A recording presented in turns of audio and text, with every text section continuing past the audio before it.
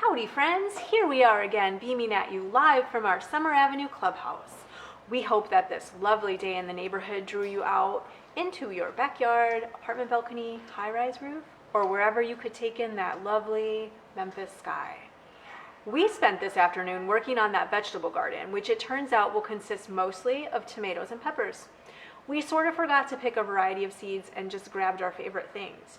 So here's to hoping that some melon vines sprout out of the compost pile again this year.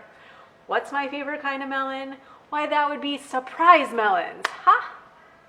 Michael is over here making rude gestures that leave me no doubt as to his favorite kind of melons. Mine. Right. So anyhow, in today's episode of Social Club in Exile, we will be learning all about, drumroll please, weaving. So fun. This is one of my favorites. It's so simple and so satisfying. There are not many of these crafting activities that we do with you guys that I actually use in my own studio practice. So when I get to share a technique that I do regularly use in my own studio, it's a special kind of fun. I'm not sure how many of you out there know this, but in my own work, I use tons of textiles. My studio is just one big padded room. Felt, muslin, wool batting, yarn, embroidery threads, spools. Really, you could life your best moth life in there. Ugh, moths, the bane of my... Well, yeah, anyway. I'm really about the fiber arts. My mom and I even go to the Wisconsin Fiber Festival every year. We leave Michael with my brother Chuck to go do dumb, lame stuff like ride bikes around Milwaukee and hang out in coffee shops. Boring. Anyway, weaving is a technique that can yield you useful objects for your house or studio like rugs, coasters, trivets, which I guess are just really big coasters. And well, I guess that's about it. But weaving can also yield super fun wall hangings and textile artworks like this one, right? Her. How'd you like her? I've been working on my Memphis accent while on this weird break from real life. I haven't quite got Maine down, but Michael says it's getting better. I still have trouble with the sentence placement of junt. You can take the girl out of Wisconsin, but okay, enough clowning around. Let's make some stuff. We're putting together some kits that will have everything you need for this one, including a heavyweight cardboard loom like this in the perfect size for making these mug rugs, aka coasters. I'm also busting into my yarn stash for all the most awesome colors for you to make a bunch. It's never too early to start making gifts for the holidays, and these are perfect. If you already have a ton of yarn, fellow yarn nerds, you probably have the rest of the supplies already. So for the loom, you'll need some cardboard, an X-Acto or box cutter, pencil, ruler or straight edge. And for the weaving, you'll need cotton yarn for your warp. These work perfect. You'll want this to be something strong. Yarn for weaving, all sorts will work great. Scissors, a large-sized needle, a fork or a wide tooth comb, which I've forgotten, a popsicle stick or a skewer if you don't have a needle. Ready? Grab some cardboard. Corrugated boxes work great for this. The size of your cardboard determines how large your weaving will be.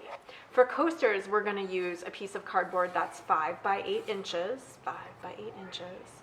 Mine is already cut to size. Pro tip, you'll want to align the ribs or the humps of the corrugation in this direction on your loom.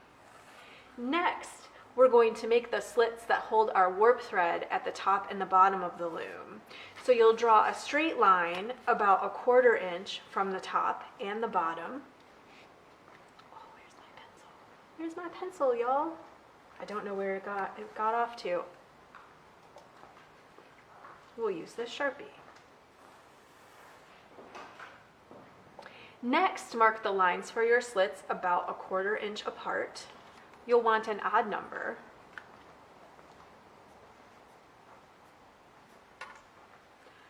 I ended up with 19. Weaving is pretty forgiving, so if you don't have a ruler, you can eyeball this and it will work just as well. So here I have all my lines are done.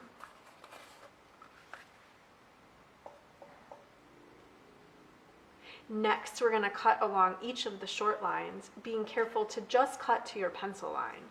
The tidier and more precise these are, the longer they'll last. Let's see, I cut a few already. So using my X-Acto, I'm going to start on that pencil line and just pull it all the way across, like so. So they go all the way through.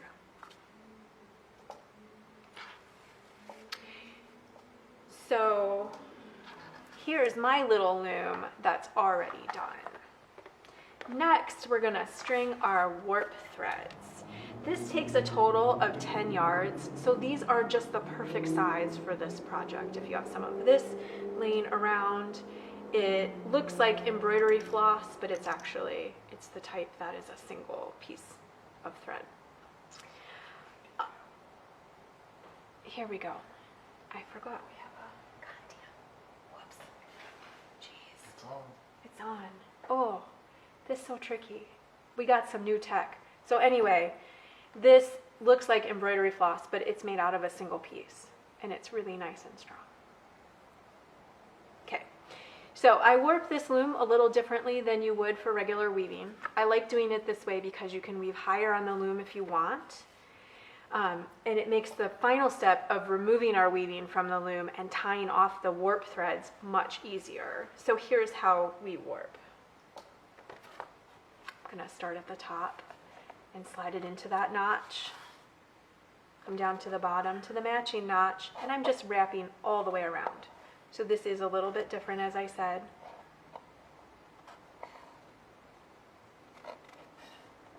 Right. And we're just making sure that that's coming all the way in to our little slits that we cut, going round and round. All right, that's enough of that. I've got one here already ready to go.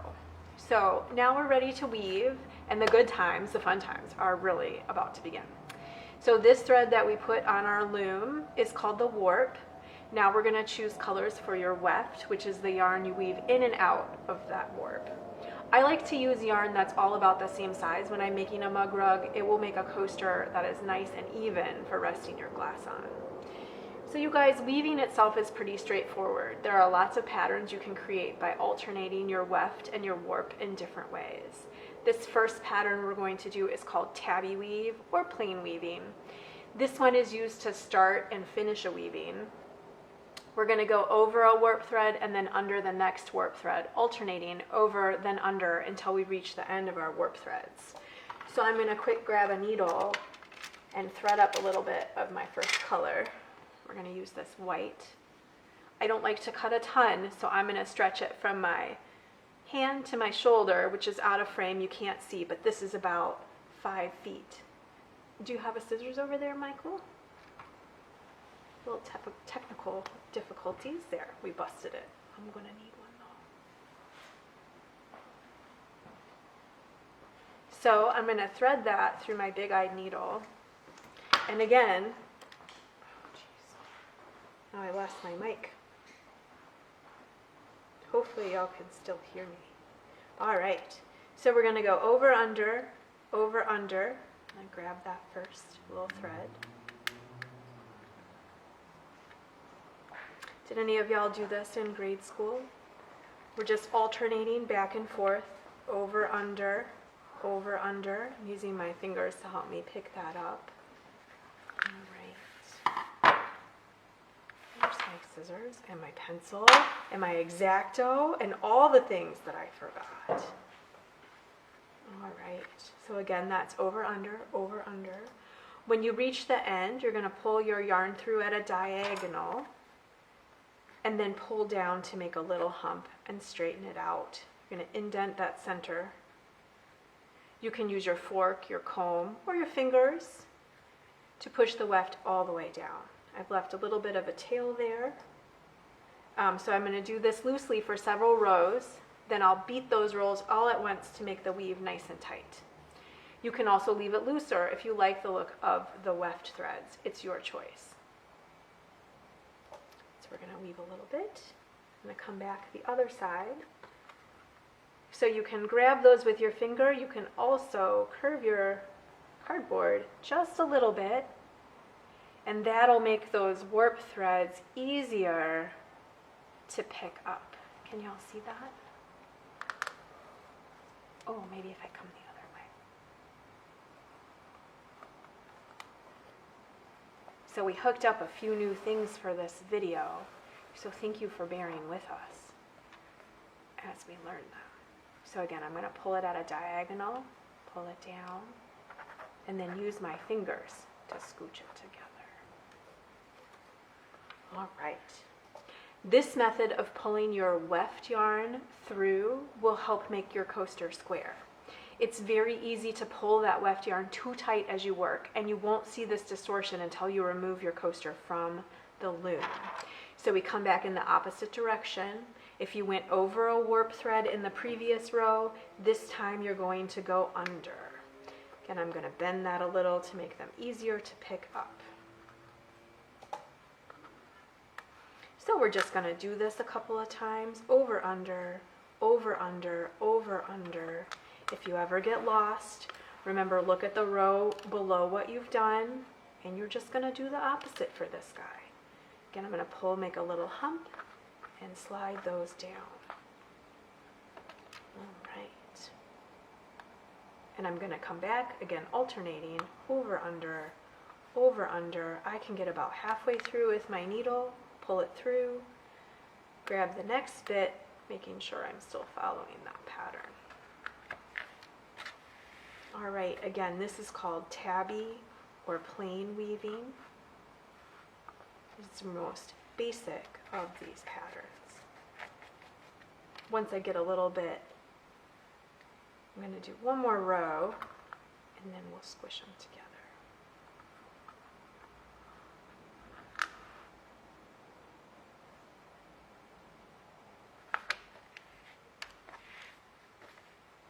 Again, pulling it through on that angle is so important. So now I'm going to beat these a little bit more. That's what that's called when you squish them together. And my warp threads are going to disappear a little. Here, let me hold it upside down for you. So can you see that? They're all nice and close together, over, under, over, under. You can make your whole coaster with this pattern, just alternating colors of yarn, but I'm going to show you a few other basic tricks that I like.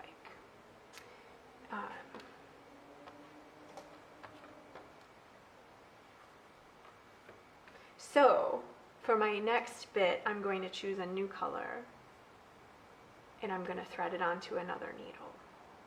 This weaving is called basket weaving. So this pattern doubles up your weft yarn. So it's going to fill your loom a little quicker. And we're going to go over 2 warp threads, under 2 warp threads. So again, it's going to move a lot faster. The one on the end is going to be a single, and you want him to stay that way. I'll show you what I mean in a second. So I'm doubling up my yarn, and I'm going to use it. I've threaded it, and I'm going to use it doubled, like so. It doesn't matter which side you start on, because this is a new pattern and a new color. So I'm going to go under the first 2, over the next, under 2, over 2, under 2, over 2, under 2, over 2, under 2, and then again I have this single guy on the end. Now I always, for this pattern, he's going to stay a single. So I'm going to hold that at a diagonal, pull it into a little hump, and push it down loosely. Now this little guy that's going to stay a single, I'm going to go under him, over the next 2, under the next 2. So I'm back in my pattern. Over 2, under 2. Over 2, under 2. Over 2, under 2. Again, my weft threads that I'm weaving with have been doubled. Did y'all hear that crash? That's one of my cats being naughty. Over 2, under 2. Over 2, under 2. And then that single guy at the end. So you can see this shapes up quite a bit quicker. making sure those are nice and even. You see how I pulled that a little tight? So I'm going to open it back up with my fingers. And now I'm going to pull those down. Look at that cool little basket pattern that's starting to emerge. If you like the look of those warp threads, you can leave that nice and loose. That looks pretty cool. Or every couple rows, you can really squish that down. It's called beading with your fingers. All right, so I also love to make simple geometric shapes in my coaster. To do this without creating holes in your coaster, we're going to use what's called a dovetail join. This just means that where your weft colors meet, they share a warp thread. I like to make the shape in the center first by weaving a few rows in that color. So I'm going to, lucky I got a lot of these little needles, I'm going to thread up just a little more. Now when I do this not live, I would actually do a row or two of plain knitting, plain weaving again in this white between the patterns just to differentiate, and it can help you pick up those warp threads evenly. But we're just going to skip right to the good stuff. So I'm going to do a plain tabby again. Show you how to set this up. So thread that needle. All right, so I'm going to make a square right in the center. So I'm going to over under my warp threads. Now, before I get too far with this step, I want to take a look as I pull them through and make sure that this little square is where I want, and then I've grabbed enough threads. So I think I'm going to grab one more warp over here.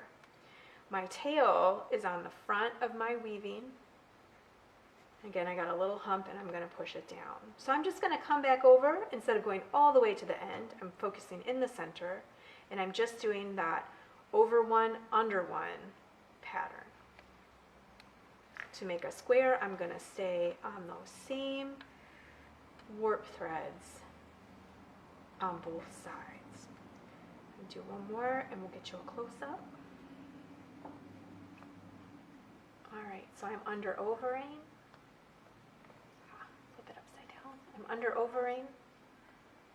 Got one more to grab. So you see I'm just working in the very center.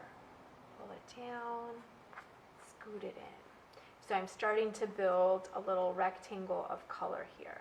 Let's do one more as we get used to this. Cool close-up cam. How y'all like that? I'm into it. So again, pulling on a diagonal, making a little hump, and scooting it down. So you do want to leave it a little bit loose so that we can see that warp thread when we come back with our next color. I'll put this aside because I did prep a little bit for you earlier. So here we have my green that I've been weaving back and forth, and I've done a little bit of the one side in this cool mustard color, because who doesn't love mustard? All right, so now I'm going to start on this other side. So this has been beaten a little bit, so I'm going to just use my finger to loosen that so I can see those warp threads again. So I'm going to go over under in my pattern, and then when I get to that shared, I'm going to grab it and weave through there. I'm going to come back to the end, and then we'll do that cutaway so you can see what I'm doing up close. So again, this keeps you from creating holes in your weaving. See if I can do that upside down. So I'm alternating what I just did over under. So I'm going to slide in that next row. I'm going to go under that warp or over, whichever is appropriate in your pattern. I'm going to pull it across. The little humps are harder to make on such small, but I just watch the edge to make sure it's not getting too tight. So I'm going to come back in my pattern of over under. Y'all want to see one more? So over, under, and when I get to that shared warp, I'm going to grab it.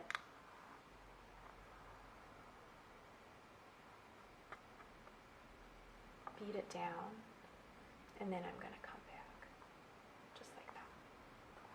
Fun, right?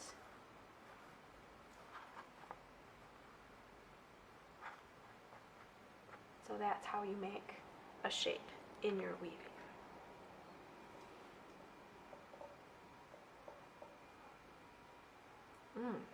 So if you don't have a needle to use with your yarn, you can make a tool from a popsicle stick that can help you pick up those threads. Here it is. So I've cut the end off of that. This is in weaving, this tool is called a heddle. And you can use that to pick up those threads. This is a little trickier for me with my recently healed broken thumb, but we're just going to pick up all those threads.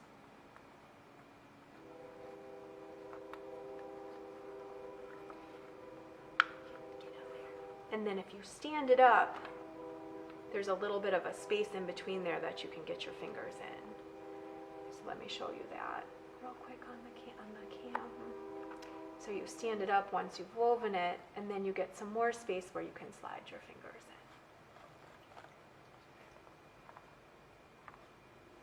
You see that? So that's called a heddle, and that's pretty fun to do too, if you don't have a needle.